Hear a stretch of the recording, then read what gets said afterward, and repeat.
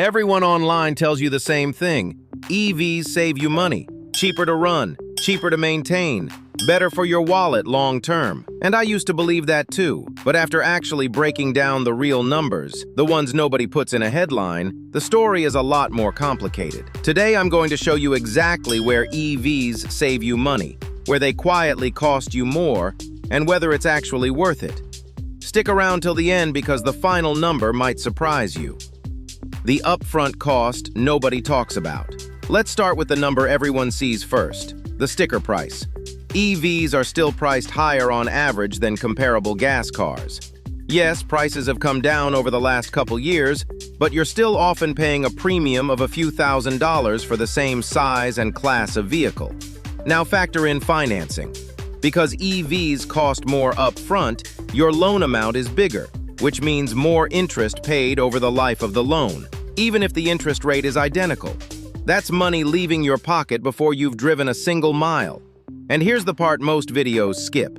Incentives and tax credits aren't guaranteed. They change based on where you live, your income, and sometimes even which specific model you buy. So the "it's basically the same price after incentives" argument doesn't apply to everyone. The hidden costs. This is where it gets interesting. 3 costs barely anyone mentions. Insurance. EVs are frequently more expensive to insure. Repair costs are higher because of specialized parts and battery-related repairs, and that gets reflected in your premium. Home charging setup. If you don't already have a compatible charging setup at home, installing one isn't free. Electrician costs, panel upgrades in older homes, the charger unit itself. This can add up to a real one-time cost that gas car owners simply never pay. Battery degradation. Batteries lose capacity over time. It's usually gradual, and manufacturers offer warranties, but replacing a battery outside of warranty is one of the most expensive repairs you can face on any car. It's a cost that's mostly invisible until year 6, 7, 8 of ownership, where EVs actually win. Now, to be fair, this isn't a hit piece on EVs. There are real savings, and they're significant. Fuel cost. Charging is almost always cheaper than gas, especially if you can charge at home overnight on off-peak electricity rates. Maintenance. No oil changes, no exhaust system, fewer moving parts overall.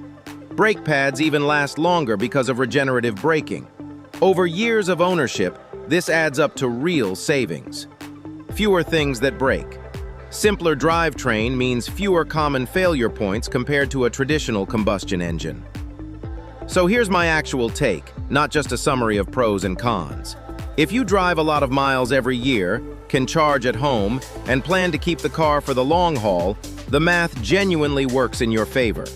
The fuel and maintenance savings compound over time and outweigh the higher upfront cost.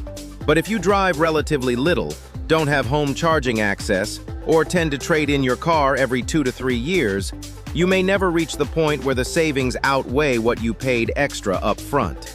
In that case, a gas car, or even a hybrid, might genuinely be the smarter buy.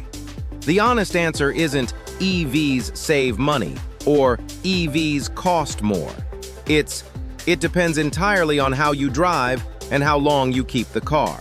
That's the real cost breakdown, the version most videos don't give you. If you own an EV right now, drop a comment with your actual experience. Has it saved you money or surprised you with hidden costs? I read every comment, and it genuinely helps shape what I cover next. If this helped, subscribe. I'm breaking down car buying decisions like this every week. See you in the next one.